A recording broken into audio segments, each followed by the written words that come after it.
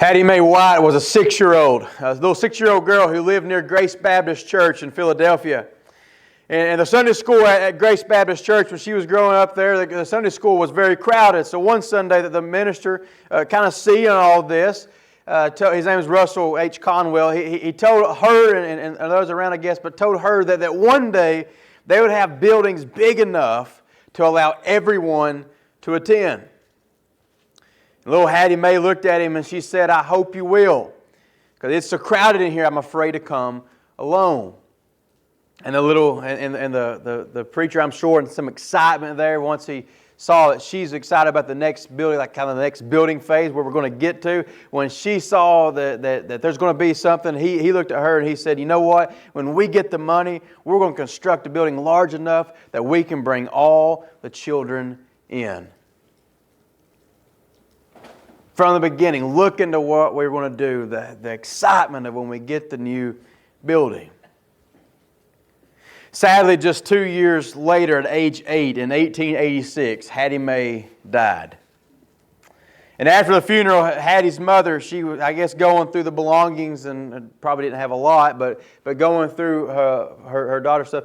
And she lifts up the pillow, she found this little bag. And underneath the pillow, that she found this bag of money. So she gave this money to the minister there of this they'd found under the pillow, and what they had was 57 cents that she had saved up in change.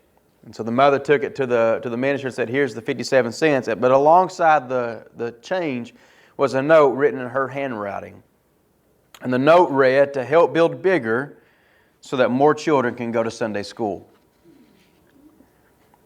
57 cents doesn't really sound like much, does it? I mean, we look at that, what on earth can we do with 57 cents? Of course, we know that since 1886, the value of money has changed a little bit. The value of a penny has changed quite a bit since then. And so I went ahead and did the math for us this week. I didn't do the math. I typed it into Google and it did it for me. If we're just going to be honest about it. Didn't even know where to begin. But anyways, so I typed that into Google for us. What 57 cents in today's currency would end up being $15.50. That's about what it would end up. But even then, what on earth can we do with $15.50? I mean, for some of us, when we can take our families out, we can barely pay for a meal in a restaurant for $15.50. I mean, you go to McDonald's and get ordered off the dollar menu, and you can barely get out underneath $15.50, can't you? I mean, there's not a whole lot you can do. We think about it. You know, the unfortunate answer with this type of thing is what can we do with it? And the unfortunate answer is always like not very much. $15 won't go very far, and it's a far cry from the cost of a new building, especially one large enough to bring all the children in. So we hear a story like this and others like it. We might think to ourselves, you know what, it's a very nice donation. It's a sweet story of how a kid was going towards a cause of something that was bigger than themselves, like she's saving up for something that's more than just she's wanting a new baby doll or wanting something like some kind of want or desire of her own. It's this cute story, but it's still so small. So we say, what could we do or what could God do with 57 cents in 1886 or even $15.50 today? And while we may not see it, the answer to this question just might be more than we ever imagined. We find the answer we find this truth in the story this morning, found in Mark chapter 6, verses 30 through 34. It's widely known as at the time when Jesus fed the 5,000. Of course, we know there are a lot more than 5,000 there, but it's kind of titled, Jesus Feeds the 5,000. And I don't know if you know this, but this story was so important that for the gospel writers, all four of them included it in their gospel. It was so important that every single one of them said, we've got to include this in the story, in the gospel, so everyone will know what Jesus has done. And while we often kind of reduce it to nothing more than something we teach our kids as they go through children's church or a VBS or something like that, while we often kind of say, man, this is an amazing story, and we pull out the loaves and we pull out the fishes and we show it to the kids. The truth is, this text has something very important for us here today, for us here at Community Christian Church today. Beginning in verse 30, Mark sets up the context. I'm not going to read the first few verses. I'm just going to talk about it, but the text is going to be up behind me. But right there in verse 30, we see the disciples have returned to Jesus. So earlier in the chapter, Jesus has sent them out, and they've kind of gone on this short-term missionary trip. Basically, their mission is to do the ministry that they have witnessed Jesus doing up to this point. So it's kind of that discipleship process. He's raising them up to send them out to do what He has taught them. And as they went out, some amazing things have taken place. I mean, they have driven out demons. They've healed some people. They've preached to many people the teaching that they have heard from Jesus. And now they're finally returning to Him. I imagine that after all this, they're a little bit excited, don't you? I kind of picture them like the kid, like your child who has come back from summer camp. They've had a week long of excitement at summer camp, and boy, as soon as they bust through the door, they can't wait to tell you everything that happened. Y'all remember those? Or maybe it's like they went on some kind of school trip and they're really excited about what all they did that day, and so they come through there. I imagine they are just fighting at who's going to be saying their story next. You know, I see some excitement here, but I also imagine that these guys are a little bit exhausted, wouldn't you think? They've traveled for a while. They've been doing some teaching and driving out demons, and they've been healing some people through the power of the Holy Spirit, God in them. I imagine they're quite exhausted. And as it stands right now, Mark says, as it stands now, they don't even have enough time to eat. Like, people are still coming to Jesus. They're coming and going, coming and going. They're like, when are we going to get a meal? And apparently Jesus kind of sensed that they were tired as well, so he decided, all right, boys, let's get in the boat. Let's go off to a desolate place. The plan is to get as far away from people as we possibly can, so the disciples can rest up for the next leg of the race. So they get in the boat and they set out. Of course, people start recognizing them, don't they? Jesus always drew a crowd. He was kind of that celebrity. There's always a spotlight down on him in some sense, and people are seeing him. They're noticing this is where Jesus is. And so people are flocking. They're rushing. The crowds are taking off running. They're running down the shorelines trying to get to where Jesus goes. They're running out of the towns. We see flocks of people just running, rushing to Jesus. And what a wonderful picture that is for us. They might be coming to Jesus for the wrong reasons. John kind of suggests that they're more or less spectators. They're just coming to see what the next miracle will be. I'm a little tongue-tied this morning. But anyways, they're just coming to see exactly what is He going to do next. But even still, these people are flocking to Jesus, wanting to see what Jesus is going to do, wanting to be around Him. Tons of people are racing to Jesus, coming, as Mark says, from all the towns. The plan was to rest, don't you remember? And when Jesus reaches the shore, Mark says that He has compassion for the people. For they were like sheep without a shepherd. So Jesus puts rest off. He says, we'll rest a little later on. And Jesus begins teaching. And wouldn't you like to know some of the teachings that Jesus taught that we don't know about? This is one I want to know. Because right here, we don't know what time they got to the shoreline, but right here, it looks like He has them eating out of the palm of His hand. Like He is teaching, and they are listening to hanging on every single word. Seconds turns to minutes, and minutes turn to hours, and hours eventually lead up to late afternoon. Well, I'd love to hear that sermon. At this point, the disciples approach Jesus. And this is what they say here in verses 35 through 36. And when it grew late, His disciples came to Him and said, this is a desolate place, and the hour is now late. Send them away to go into the surrounding countryside and villages and buy themselves something to eat. Basically what the disciples are doing, they listen to this sermon and they see a need. They see this problem that's before them. It's late. This teaching's been going on for a while. It's gotten late. People are hungry. And I imagine about this point, because the disciples they might have eaten on the boat ride over, but I imagine at this point the disciples' bellies are probably growling a little bit. What's the best way to tell that someone else is probably getting hungry? Like if you've been with them for a while, your belly starts growling, right? So I imagine that these disciples' bellies are growling. They're getting a little hungry. And I want you to remember, they're in a secluded place. They came here to get away from people to rest. No one booked a vendor to come in. There are no food wagons that are kind of set up along the shoreline so they can go up there and just say, I'll take a chicken sandwich or falafel, whatever that you eat over there. That no one was able to walk up there and just say, here you go, and we'll go back over here and hear what he's got to say. No one, like the nearest Chick-fil-A is still nearly 2,000 years down the road. So they can't just run in there, get a chicken sandwich, run back out, and be done with it, and just keep on listening to the message that Jesus is preaching.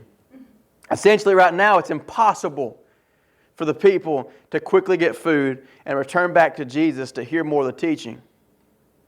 And if we're honest, like I said, the disciples are probably ready to eat themselves. They're thinking, man, it's going to take a while to get to the next town and get a bite to eat. And then they're ready to, all right, Jesus, let's go get something to eat and let's turn in for the night. Remember, they're tired. So they come to Jesus. And I don't know if they had more words, but this is kind of how I see like what we would do. They come to me and say, you know what, Jesus, it's getting a little late and people are probably getting a little hungry and they need to reach the restaurants before closing time. I mean, nobody likes the people who walk in at 8:55 when it closes at 9. It's like we need to let them go ahead and get out or they're not going to get any dinner. So Jesus not trying to tell you what to do, but how about let's wrap up this sermon. Like let's sing a song of invitation. Let's let these people go eat. I know none of y'all ever thought that about me when I was preaching a sermon, right? Let's wrap this up so we can go to the restaurant and get something to eat. I know y'all would never think nothing like that. Never. Yeah. So kind. Essentially, the disciples here, they see this problem. They see a dilemma. And they may have expected Jesus to agree. Like, you know what, you're right. Like, they do need to go eat. I've taught a pretty good sermon here. We can wrap it up. They might have expected him to wrap up the sermon, break out into 3 verses of just as I am. I don't know why we always just sing 3 verses. The 3rd verse usually gets cut out, but we always sing the first 2 and the 4th, right? Is that kind of? And then if you need the 3rd verse because there's people coming towards, like, yeah, we'll sing it and then we'll sing it on repeat again. But we might have expected like Jesus to break out in just the most beautiful voice, just as I am. And then here they come, flocks of people. Let's get them dipped here in the water and let's go get something to eat. But I imagine they never expected the response that Jesus actually gave. I imagine they never expected to hear these words come from His mouth. Verse 37, but He answered them, you give them something to eat. It's a call to do ministry. You see, the disciples saw a need. They presented that need to Jesus. These people are hungry and the towns are a little bit away. We probably ought to let them go. And so they come to Him and they say, these people need to eat. And Jesus provides a solution. Quite simply, Jesus says, you feed them. And you know something about that response? 2,000 years later, nearly 2,000 years later, nothing has changed. This is the same, if we come to Jesus with a need, this is the same exact response Jesus would give us today when we come to Him praying for a need in our community. And truth be told, we don't have to look very far in this community to find needs, do we? I'm going to give you just a few, and I'm sure you know even more than I do. But there are all kinds of needs around us. I heard just a few weeks ago that somewhere around 40% of kids in Madison County don't know when or if they'll get their next meal. I mean, there are kids that are falling through the cracks who need foster parents, need people to adopt them, to care for them and love for them. Kids growing up who have no clue. Like you go to the most basic of stories that kids hear in VBS and Bible schools and things like that, and have no clue about any of it. Know very little about Jesus. There's a massive drug problem in our community. As Casey pointed out back in February with Love 146, human trafficking is becoming a bigger and bigger issue in our community. And here in Madison County alone, get this, the Chamber of Commerce come out and said in Madison County alone, there are 65,000 people who are not Christians. 65,000. That's not even counting the 10 to 12,000 that go to EKU. 65,000. 1,000 who don't know Christ. The need in this city, this county, is great. And Jesus shows us here that as His followers, we have always been part of that solution. See, notice that in this text here, Jesus doesn't say, yeah, you're right, send these people away so they can kind of figure it out themselves. Notice that Jesus didn't say, yeah, you're right, these people need to eat, but you know what, there are government programs that will take care of these types of things. I'm sure Caesar will help out, he'll take care of them, he'll feed them. I'm sure Caesar will take care of the kids. I'm sure Caesar will address the drug problem. You know, I'm going to stop here just for a second. I heard this a few years ago, actually about 10 years ago. We're trying to figure out when are the politicians going to take care of the drug issue. When are they going to help it and fix it and all these types of things. And there's a state trooper back in my hometown in Tennessee, and he said that of drug rehab facilities, the ones that had the greatest impact, and this guy wasn't even a Christian, the ones that had the greatest impact are faith-based rehabs. They have a 90 to 95% better chance of making it through drug-free than any other rehab out there. And we say, let the government take care of it. Jesus doesn't say, let the government take care of it. Let these people kind of pull themselves up by their own bootstraps. The answer to the problem right here is Jesus looks at them and says, you know what? You see a need. You see some people that are hungry. Feed them. Feed them. The answer to the problems in this world, the answer to the problems in this county, in this city, is and always has been the church. It's not because there's anything special about us. We saw it last week in the story about in the text with Gideon that there's nothing really special about us. We're not enough to do all this. But the church has always been the answer because the church has the only power to change more than just a present need. We have the power to change a present hope for a future reality. Like we offer something much more than just hope for now. We offer hope for forever. The church is the answer because the church has the only one that can be the answer. The church is the answer because, as Mike said that today, He is the gate. Church is the answer because we have Jesus and the Holy Spirit working through us. And if we sit back and just let government fill all the needs, if we sit back with a mentality of they need to pull themselves up by their own bootstraps and move on, then we are missing a huge opportunity to spread the love and compassion of Jesus. You see, when the disciples, when they reached the shoreline and the people were flocking to them, Jesus had compassion on them because He saw that they were sheep without a shepherd. And when the disciples come up to Him and say, hey, send these people away so they can eat, what do you think the shepherd's thinking right now? Let me feed them. Let's feed them. Good shepherd always knows where to take a sheep for its food, doesn't it?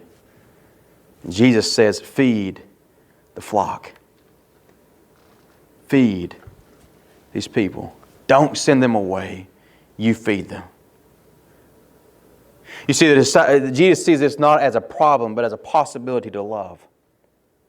Jesus sees 5,000 people plus their women and children, the wives and children. He sees this not as an obstacle, but as an opportunity to show compassion. But of course, the need is always great, isn't it? And I imagine that when Jesus told the disciples, hey, feed these people, the disciples kind of looked out at the crowds, and there are 5,000 men alone. That's not counting the women and children. As Matthew will tell us, that there's 5,000 men plus women and children. Some have suggested that this number of people here is like 15,000 people. Some have suggested that it's more than that it could be around 25,000. And John MacArthur even says it may be more than 25,000 people. We just don't know. But just to kind of give you an idea, picture standing at center court of Rupp Arena. And you're looking, just to get an idea of how many people this is, you're looking around and the entire stadium, the entire arena is filled full. And these people are hungry. All the concession stands are closed. And Jesus says, feed them. It's basically what the disciples are looking at. It's quite a task, isn't it? And the disciples, man, they feel it. So they respond to Jesus. They say, shall we go and buy 200 denarii worth of bread and give it to them to eat. John's gospel sheds a little bit more light on this issue. John says that Philip is the one who responds to Jesus. Actually, Jesus comes over to Philip and approaches him about the situation in John's gospel. But Philip has to give back an answer. But upon the request to go feed the multitude, Philip, he kind of runs through some quick calculations. And his calculations show that it's going to cost 8 months' worth of wages to feed these people. I mean, you can imagine the minds of the disciples at this moment, can't you? Man, Jesus, should we really pay 8 months' wages to feed these people? I mean, that's a lot of money for just one meal. What are we going to do tomorrow when we get hungry? John actually adds a little bit more to Philip's response. John chapter 6, verse 7 says, Philip answered him, 200 denarii worth of bread will not be enough for each to get what? A little. Like not even 200 denarii worth, that's 8 months worth of wages, or about that, or thereabout. Not even that much money would feed them enough. So the disciples kind of weigh their calculation. They run some numbers. Matthew, the tax collector, is the one that kind of is good with math. He comes in there. He checks their math. He agrees with them. He said, 8 months worth of wages would only provide a small snack for these people. It would only remind them, hey, you're pretty hungry. And speaking of a snack, the disciples will eventually find out that all that they have in the crowd is 5 loaves and 2 fish. And even Andrew comes on in verse 9 and says, but hey, in chapter 6, verse 9 of John, he says, but hey, water 5 loaves and 2 fish for so many people. And even if they did go out and buy this food, bringing it back to this desolate place is going to be a logistical nightmare. I mean, can you imagine bringing enough food from the faraway towns to feed 5,000 people plus their wives and children? I mean, could you imagine how much? And they don't have like big semi-trucks. You can throw it back there in the back and come in and honking your horn as you pull up, say, hey, we got the food. Like they walk everywhere, really. They might have been able to rent an old horse or something down the road and bring a couple of wagons, but that's going to be several different trips. I mean, that's a logistical nightmare. Essentially, the disciples look at Jesus and Jesus says to them, hey, go out here and feed them. And the disciples look at Jesus and they say, you know what? We don't have enough. We don't have enough. And as I read their response, I can't help but wonder, how many times have we thought this? How many times have we said this? Both individually and as a church, how many times have we thought and said, we don't have enough? You see, both individually and as a church, we've been called to do ministry of some sort. That charge, you feed them, has been given to us through various methods of ministry. Yet how many times do we say, it's a big problem, we don't have enough? And that might be in any number of areas. I'm going to give you just a few. We might say something like, we don't have enough money. We don't have enough resources. We don't have enough people. We don't have enough manpower to pull something like that off. Or we don't have enough space in this. Have you heard that one before? We don't have enough space in this building to do that now. We also say we don't have enough time. That's a sermon for a completely different day. That doesn't fall into this. That's a priority issue. That's not about resources and lack of faith. That's a priority issue. And we'll preach that some other time. But the point is, we are often like the disciples, being business-minded people. We often look at the budget sheet. We look at the number of people who can volunteer. We look at the number of resources that we could all pull together. We look at the space that we have in our building, and we focus on the lack, on the inadequacies, on the limitations in comparison with the need at hand. And doing it like this, we will may very well respond, you know what, I can't, we just don't have enough. But here's the truth for you and for me. The church is not a business. Sure, we plan and we prepare and we budget as good stewards of God's gifts, and we work as hard as we can to do everything that we can. But the church is not and never has been a business. It was never meant to operate like a business, never meant to look like a business, never meant to act like a business. Because a business looks at 5,000 people plus wives and children and says, we don't have enough to do this, so we can't make this transaction.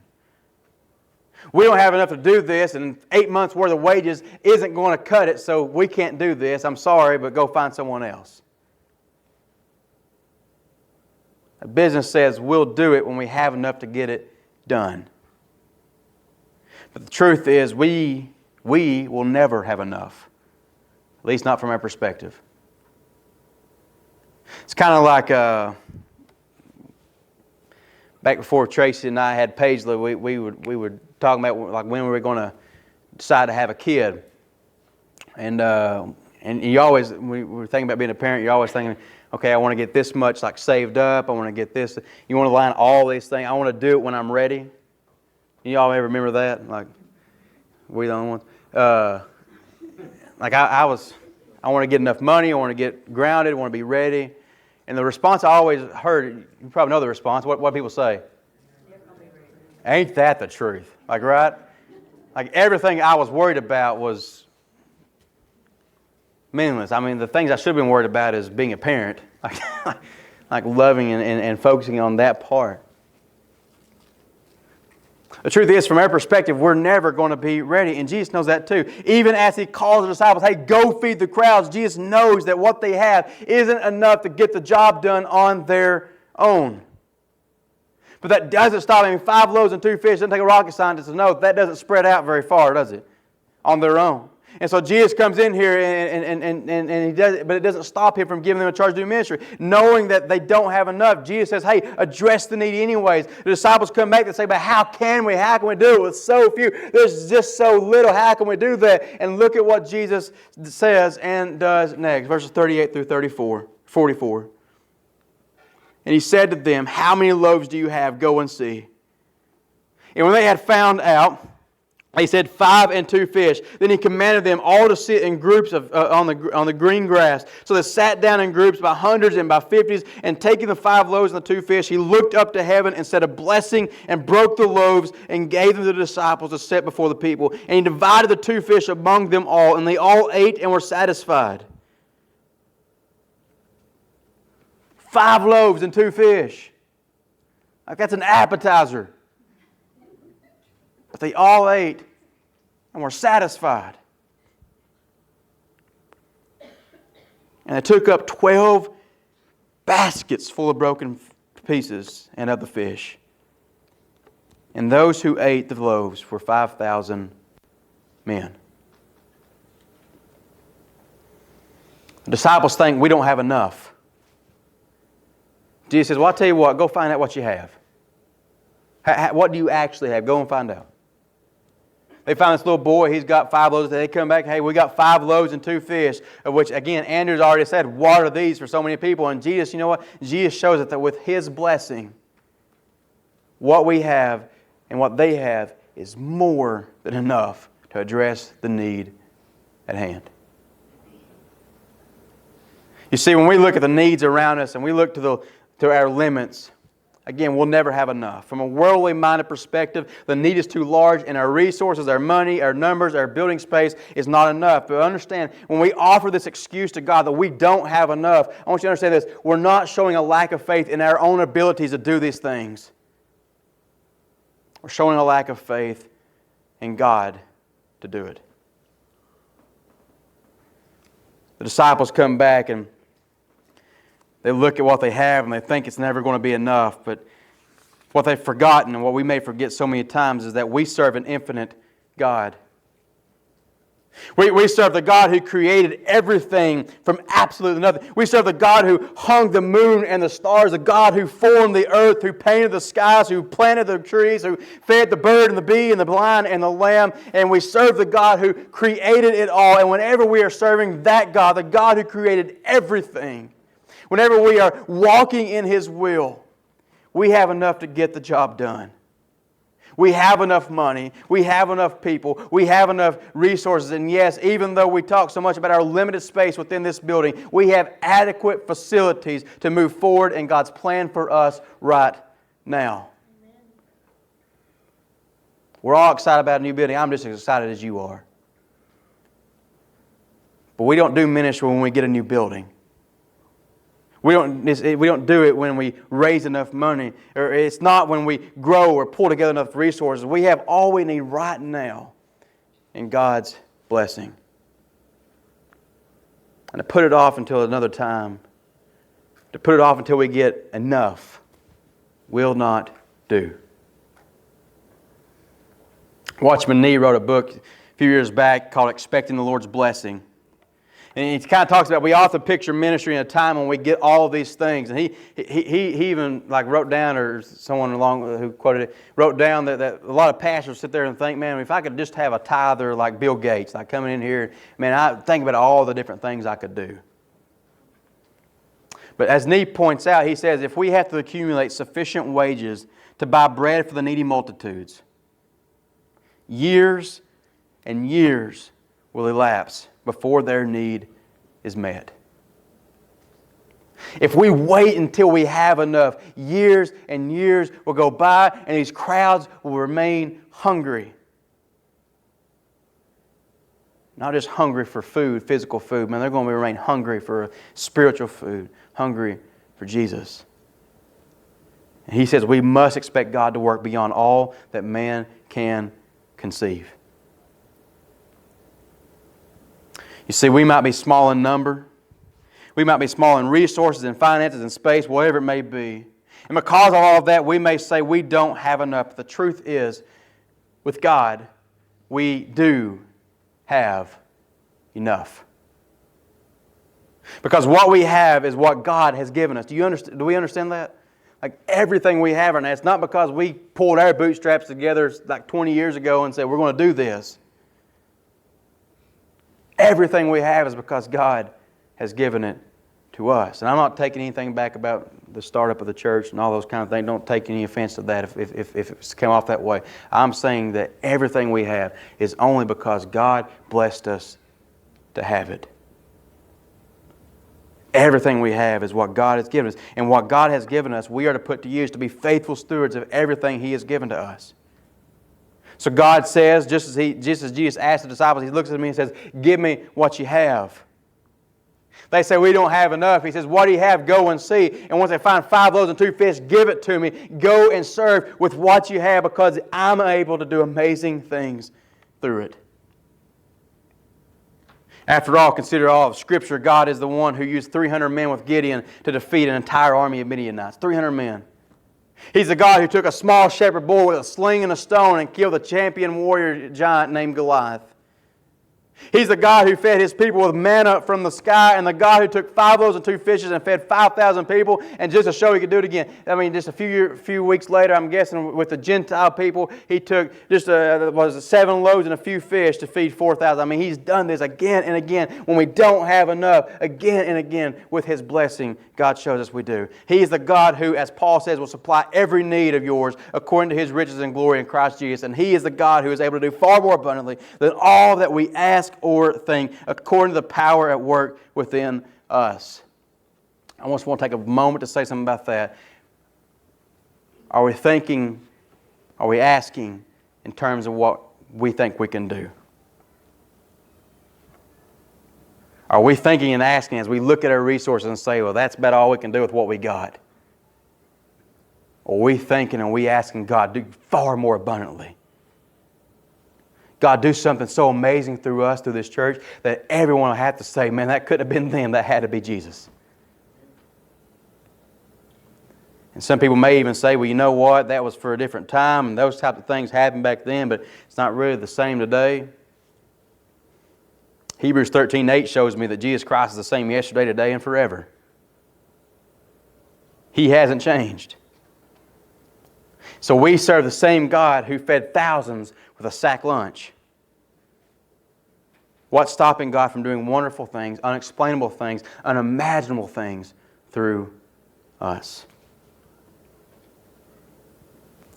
You see, we may not think that we have much sometimes, and we may not think we have enough to address the need, even to put a dent in the need. But with God's blessing, when we give what we have for God's use and for God's purposes, it is more than enough. It might just be 57 cents. $15 in today's currency. But that is plenty for God to use. In fact, Hattie Mae's minister would find out, and the community would find out, that 57 cents can go a long way. Think about this. See, once Hattie's parents took this money to the minister, he began putting all this to work. He changed all the money into pennies and offered each one for sale. And from that, he received $250, and 54 of the pennies were even given back. So he has $250.54. And all of that was changed right back into pennies again and sold by the newly formed White Mite Society. And in this, Hattie's 57 cents kept on multiplying. And sometimes we look at this and say, man, that's a smart preacher, right? You might be looking at that and saying, John, why aren't you that smart? But here's what's going on. That's God's sovereignty working through this. It wasn't just a preacher said, you know what, we can do something with this and put it all together. That's God working in this entire situation. 57 cents kept on multiplying. 26 years later, he did a speech or a little talk titled The History of the 57 Cents. And in that, this minister explained the result of this 57-cent donation. And let me tell you, far more abundantly. Her 57 cents helped start a church with a membership of over 5,600 people, early 1900s. Helped start a hospital where tens of thousands of people have been treated. 80,000 young people were going through school, going through university, and 2,000 people from this 57, 2,000 people were sent out to preach the gospel. And all this happened, as Pastor Russell pointed out, because Hattie Mae White invested her 57 cents. We serve a God of endless resources, limitless power, ultimate sovereignty, and an ability to do far more than we could ever imagine.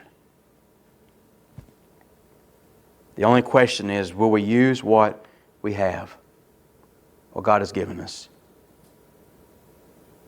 Or will we compare that to the need at hand and say, you know what, we just don't have enough? You see, Jesus says, bring me what you have. We do have enough to be faithful because everything we have has been given to us by God. So as a church, let's not use the excuse, well, we can't because we don't have enough whatevers. The need is here. The time for ministry is now. So let's be a church that sees a need. A church that prays for God's blessing to address that need. And a church that goes and serves with what we have now. And with God's blessing, as Paul points out, He is able to do far more abundantly than anything we can ever think or imagine or ask. Even if it's just a measly 57 cents or 5 loaves and 2 fish. He's able to do all this according to the power at work in us. And when He works in us like this, as Paul points out in Ephesians 3:21, Jesus will receive glory in the church and in Christ Jesus throughout all generations, forever and ever. We do have enough. God's blessing is enough. So let's take what we have. Let's go and serve with what we have in God's name and for His glory, now and forever.